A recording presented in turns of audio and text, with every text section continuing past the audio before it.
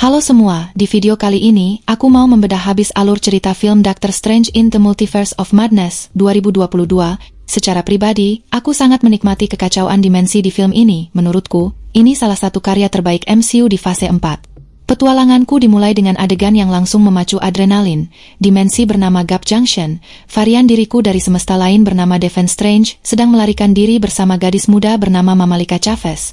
Kami dikejar monster berbentuk pita raksasa. Tujuan kami cuma satu, menjangkau buku Ashanti. Kitab suci pelindung yang kekuatannya bertolak belakang dengan buku sihir hitam. Kitab terkutuk yang merusak siapapun yang membacanya. Kami berharap kesaktian buku Ashanti bisa melenyapkan makhluk pemburu itu. Si monster mengincar kekuatan unik Mamalika yang bisa menembus batas dimensi. Masalahnya, Mamalika belum bisa mengendalikan bakat alaminya ini. Portal dimensinya baru terbuka kalau dia sedang ketakutan setengah mati. Celakanya, jika energinya disedot sampai habis, Mamalika akan tewas. Saat jarak ke buku Ashanti tinggal selangkah lagi, monster tersebut menghadang jalan kami.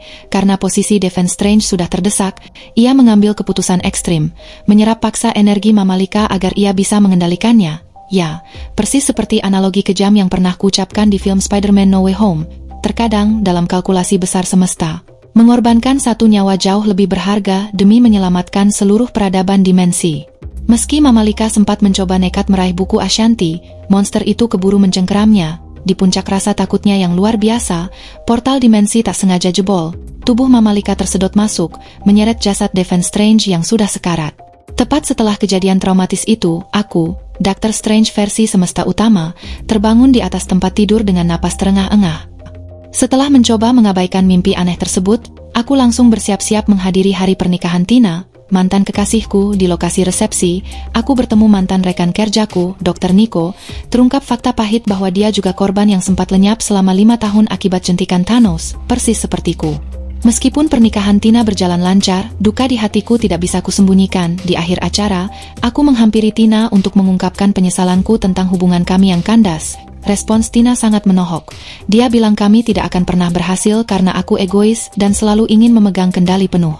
Dia menghormatiku, tapi tidak bisa hidup berdampingan dengan sifat egois seperti itu.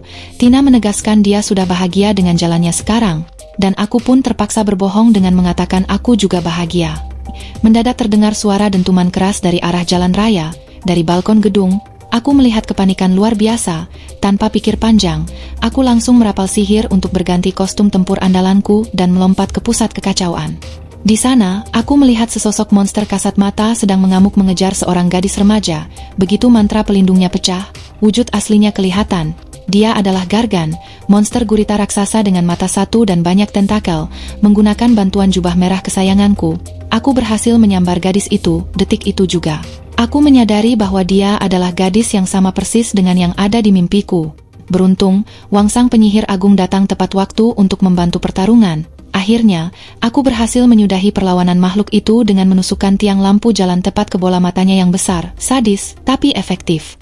Usai pertempuran mereda, aku menginterogasi Mamalika tentang kehadirannya di mimpiku. Dengan raut wajah serius, dia menegaskan bahwa apa yang kulihat semalam bukan bunga tidur, melainkan kejadian nyata di dimensi lain. Kami melipir ke sebuah kedai pizza terdekat untuk mengobrol lebih santai. Di sana, aku menceritakan pengalamanku menjebol gerbang dimensi bersama Peter Parker di kejadian Spider-Man No Way Home. Lucunya, Mamalika ternyata belum pernah bertemu dengan satupun varian manusia laba-laba di semesta manapun. Mamalika kemudian menjabarkan situasi gawatnya. Monster gurita tadi hanyalah pion kiriman dari sesosok iblis kuat yang berniat merampas kemampuan berpindah dimensinya. Ketika kutanya bagaimana cara memukul mundur iblis tersebut, Mamalika menceritakan keberadaan buku Ashanti, kitab legendaris yang bisa memberikan senjata atau sihir apapun yang dibutuhkan seorang penyihir untuk menaklukkan musuh. Wang sempat menyela dan mengatakan bahwa buku itu hanyalah mitos. Namun, Mamalika membantah karena dia dan varian diriku hampir saja memegangnya. Sebagai bukti konkret, dia menuntun kami menuju tempat persemayaman jasad Stephen Strange yang ikut tersedot ke semesta ini. Melihat jasad varianku yang terbujur kaku, aku menemukan satu petunjuk krusial. Baik monster pita yang membunuh Stephen Strange maupun monster Gargan yang baru saja kami bantai, keduanya memiliki tanda segel sihir yang serupa di kulit mereka.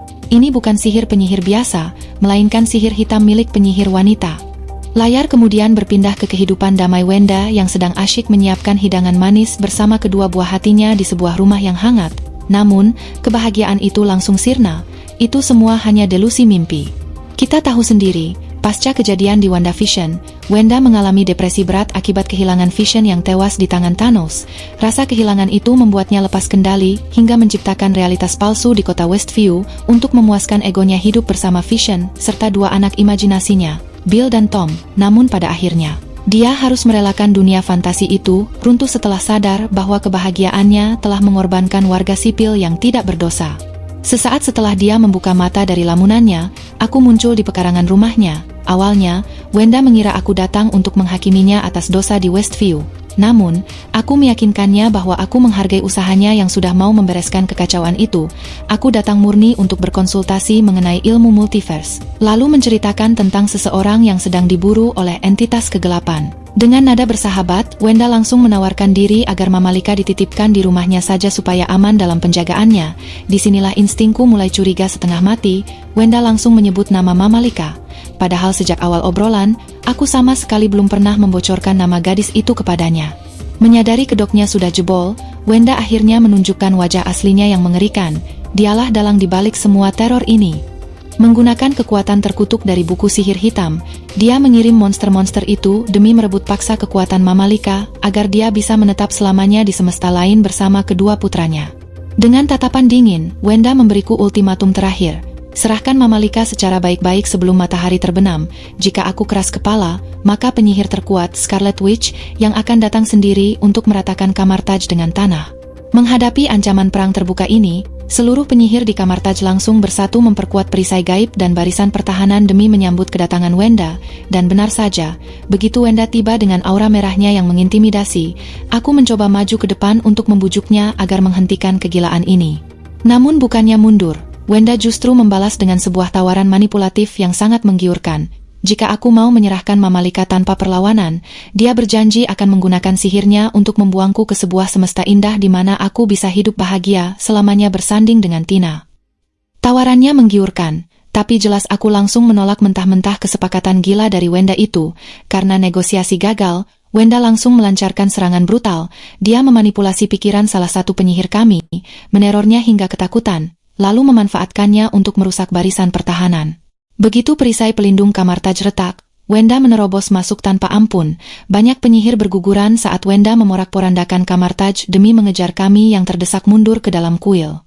Saat Wanda berhasil masuk, aku langsung bergerak cepat menjebaknya di dalam dimensi cermin. Sialnya, trik itu tidak bertahan lama. Wanda dengan cepat menyadari bahwa dia bisa memanfaatkan pantulan air dan genangan di dunia nyata sebagai portal untuk meloloskan diri. Setelah melumpuhkan aku dan Wang, Wanda mulai menyerap paksa energi Mamalika.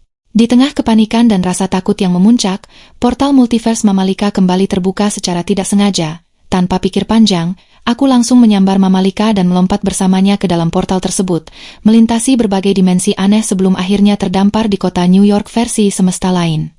Karena Mamalika belum bisa membuka portal dimensi secara sadar untuk memulangkan kami, aku menyarankan agar kami mencari varian Mamalika di semesta ini.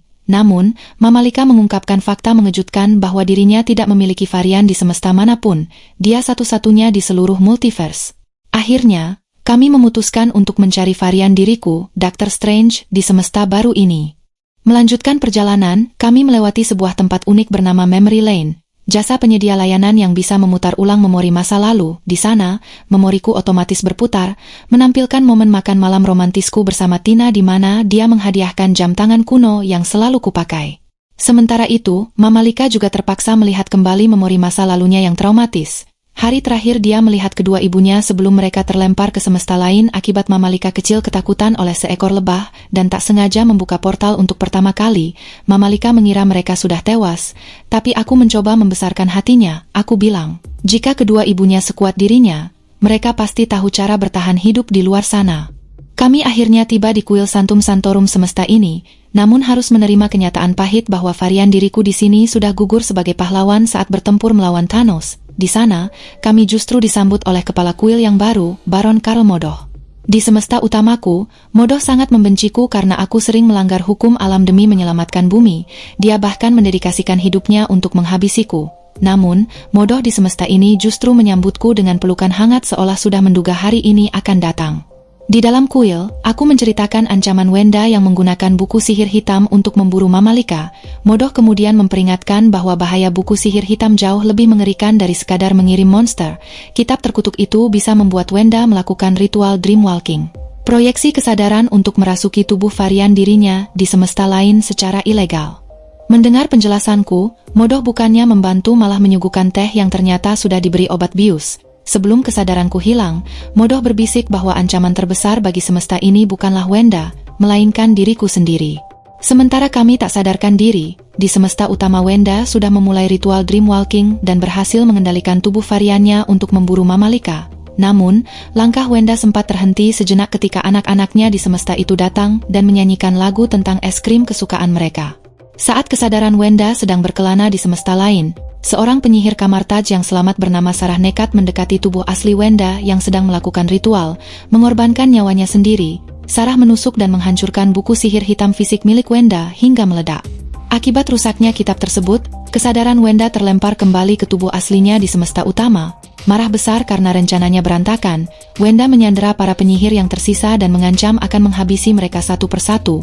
Tak punya pilihan untuk menyelamatkan anak buahnya, Wang akhirnya terpaksa membocorkan rahasia besar. Buku sihir hitam yang dihancurkan Sarah hanyalah salinan materi biasa. Kitab aslinya yang murni dipahat langsung oleh iblis kuno di puncak gunung Wundagore. Tanpa buang waktu, Wenda memaksa Wang untuk menuntunnya ke gunung terlarang tersebut. Kembali ke semesta alternatif, aku terbangun dengan tangan terborgol di dalam sel polikarbonat khusus di samping sel Mamalika. Di sana, kami ditemui oleh Tina versi semesta ini. Dia diperkenalkan sebagai ahli riset multiverse yang bekerja di fasilitas tersebut pasca kematian varianku. Tina menjelaskan bahwa semestanya berkode bumi 838, sedangkan semesta utamaku berkode bumi 616. Tina juga membocorkan bahwa hubungan asmaranya dengan Stephen Strange di semesta ini pun berakhir tragis dan tidak pernah berhasil. Aku mencoba meyakinkan Tina untuk membebaskan kami, menjelaskan bahwa ada ancaman yang jauh lebih berbahaya yang sedang memburu Mamalika. Namun obrolan kami dipotong oleh kedatangan Modoh bersama pasukan robot Ultron pelindung, yang di semestaku gagal diciptakan oleh Tony Stark, namun di semesta ini berhasil menjadi sistem keamanan yang sempurna. Modoh kemudian membawaku ke ruang sidang agung dengan kalimat dingin. Dewan Illuminati akan menyidangmu sekarang.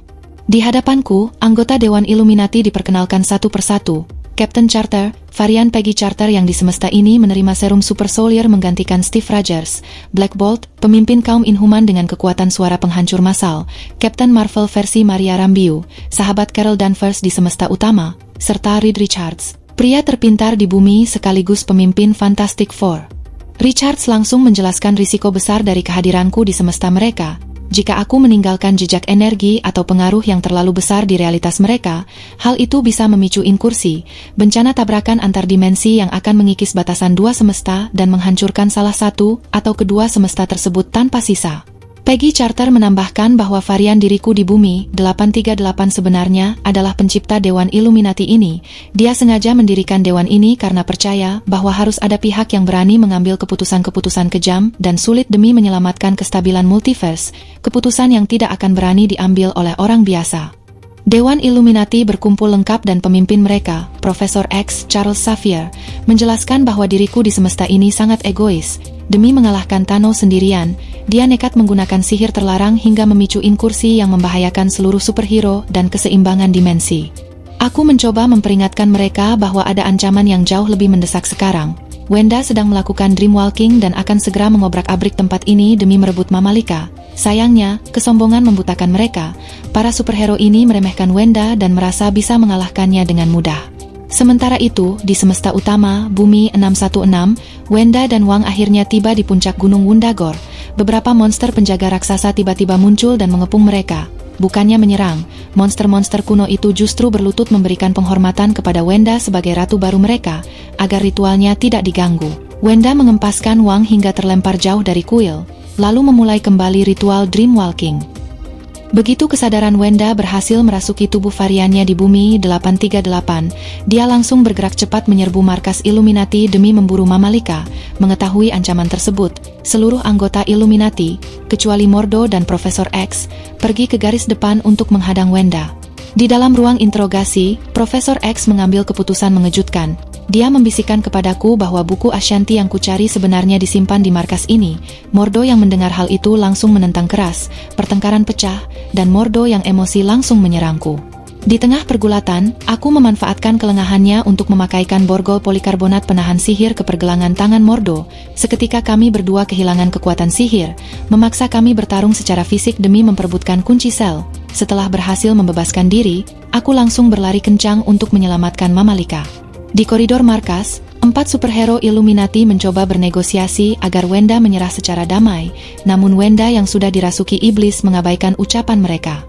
Hanya dengan satu jentikan sihir, Wenda menghilangkan mulut Black Bolt. Hal ini membuat kekuatan teriakan ultrasonic Black Bolt tersumbat di dalam mulutnya sendiri hingga kepalanya hancur seketika.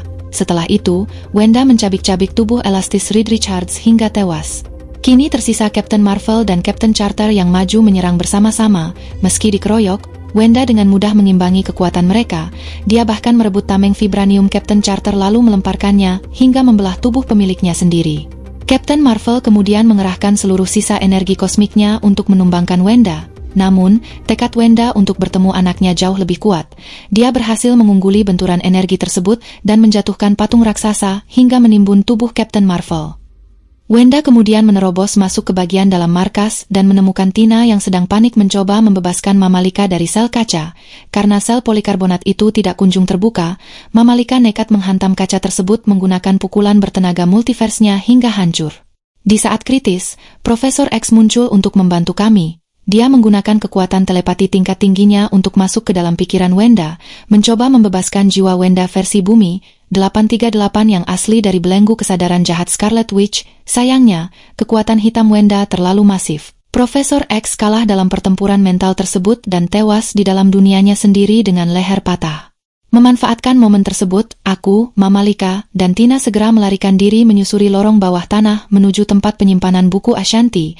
Wenda yang mengetahui hal itu terus mengejar kami dari belakang bagaikan monster tak terhentikan. Aku terus merapal mantra pertahanan untuk menahan lajunya, hingga akhirnya kami berhasil membuka gerbang menuju alam penghubung antar galaksi. Kami bertiga melompat masuk ke ruang hampa tersebut. Aku segera berlari menuju buku Ashanti yang melayang di tengah altar, namun tepat saat jariku hampir menyentuh kitab suci itu, Wenda tiba dan melepaskan tembakan energi merah yang membakar habis buku Ashanti sebelum sempat kami gunakan. Wenda kemudian mencengkeram tubuh Mamalika, membuka portal dimensi untuk membuangku dan Tina ke semesta antah berantah, lalu menyeret Mamalika kembali ke Gunung Wundagore di semesta utama untuk menyedot habis kekuatannya. Aku dan Tina terdampar di sebuah semesta mati yang hancur akibat fenomena inkursi. Satu-satunya harapan kami adalah mencari perlindungan di kuil Santum Santorum semesta tersebut. Di sana, kami bertemu dengan varian diriku yang telah berubah menjadi sosok yang sangat jahat dan menyeramkan. Strange jahat ini memegang erat buku sihir hitam versi semestanya yang bisa digunakan untuk ritual Dreamwalking. Strange jahat itu menawarkan kesepakatan licik. Dia akan memberikan buku sihir hitam asalkan aku menyerahkan Tina kepadanya. Jelas aku menolaknya dengan penuh amarah. Pertarungan sihir tingkat tinggi pun pecah di dalam kuil yang hancur tersebut. Setelah duel sengit yang menguras tenaga, aku berhasil mengempaskan Strange jahat keluar jendela hingga tubuhnya tewas tertancap di atas pagar besi yang tajam.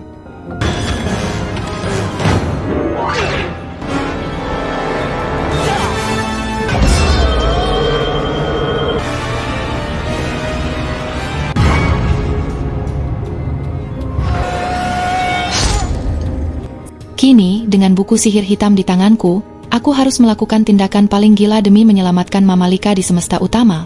Karena tidak ada tubuh varianku yang hidup di bumi 616, aku memutuskan melakukan Dreamwalking ke jasad Defense Strange yang sebelumnya kami kubur di semesta utama. Sebelum merapal mantra, aku memperingatkan Tina untuk menjaga tubuh asliku karena roh-roh penjaga kematian pasti akan menyerangku akibat nekat merasuki mayat. Di semesta utama, jasad Defense Strange yang sudah membusuk tiba-tiba bangkit dari kuburnya dengan mengerikan. Sesuai dugaan, roh-roh kegelapan langsung menyerbu tubuh asliku di semesta mati. Tina berjuang mati-matian menahan serangan roh tersebut menggunakan energi keramat dari artefak kuil. Di semesta utama, jasad Defense Strange yang kurasuki juga diganggu oleh roh-roh terkutuk itu. Di tengah keputusasaan, Tina berteriak lewat mantra penghubung bahwa aku harus memanfaatkan dan menjinakkan roh-roh jahat tersebut. Berkat saran Tina, aku berhasil mengendalikan roh-roh kegelapan itu menjadi jubah sayap hitam yang membantuku terbang menuju puncak Gunung Wundagore. Sementara itu, Wang yang telah siuman berusaha merayap naik ke puncak kuil untuk mengulur waktu. Aku yang mengendalikan jasad Stephen Strange tiba tepat waktu, menghancurkan para monster penjaga, dan langsung menyerang Wenda menggunakan pasukan roh kegelapan untuk mengurungnya. Di sela-sela pertarungan, jasad busukku menghampiri Mamalika dan meyakinkannya bahwa dia sudah sangat kuat dan pasti bisa mengendalikan kekuatannya sendiri secara sadar. Wenda berhasil menjebol kurungan rohku dan kembali mengamuk. Namun kali ini, Mamalika tidak lagi lari ketakutan. Dengan penuh keberanian, dia melepaskan pukulan multiverse-nya tepat ke arah wajah Wenda. Bukannya membunuh Wenda, Mamalika dengan cerdas membuka portal dimensi ke bumi 838, mempertemukan Wenda langsung dengan kedua putranya, Bill dan Tom. Melihat sosok ibu mereka berubah menjadi monster merah yang menyeramkan, kedua anak itu sangat ketakutan dan mulai melempari Wenda dengan mainan. Kejadian traumatis ini akhirnya menyadarkan Wenda dari kegilaannya. Dia sadar bahwa tindakannya selama ini salah besar dan hanya membawa penderitaan. Setelah melihat Wenda versi bumi 838 memeluk anak-anaknya dengan bahagia, Wenda Semesta Utama memutuskan untuk menebus semua dosanya. Kembali ke Semesta Utama, Wenda meruntuhkan seluruh kuil kuno di Gunung Wundagore menggunakan kekuatannya, menimbun dirinya sendiri di bawah reruntuhan besi dan batu sekaligus menghancurkan seluruh salinan buku sihir hitam di seluruh multiverse agar tidak ada lagi yang bisa menyalahgunakannya. Sebelum kuil runtuh sepenuhnya, Mamalika dan Wang berhasil berteleportasi menyelamatkan diri. Setelah badai mereda, Mamalika menjemputku dan Tina di semesta mati untuk mengembalikan kami ke dimensi masing-masing. Di semesta asliku, kamar Taj mulai dibangun kembali dari puing-puing kehancuran, dan kini Mamalika resmi bergabung sebagai salah satu murid penyihir baru di bawah bimbingan penyihir Agung Wang. Namun, kedamaian itu tidak bertahan lama. Saat aku sedang berjalan santai di jalanan kota New York, kepalaku mendadak terasa sakit luar biasa hingga aku terjatuh di aspal. Di tengah rasa sakit itu, sebuah mata ketiga yang mengerikan tiba-tiba tumbuh di dahiku. Efek samping mengerikan karena aku telah nekat menggunakan buku sihir hitam sebelumnya. Dalam cuplikan akhir, post-credit scene, seorang penyihir wanita misterius tiba-tiba muncul dari portal dimensi di hadapanku. Dia memperingatkan bahwa tindakan gila yang kulakukan sebelumnya telah memicu inkursi baru yang membahayakan dimensi mereka, dan aku harus bertanggung jawab untuk membereskannya. Tanpa ragu, aku membuka mata ketigaku, berganti jubah tempur, dan melompat bersamanya masuk ke dalam portal menuju dimensi kegelapan. Kisahku pun berakhir. Sampai jumpa di kisahku berikutnya.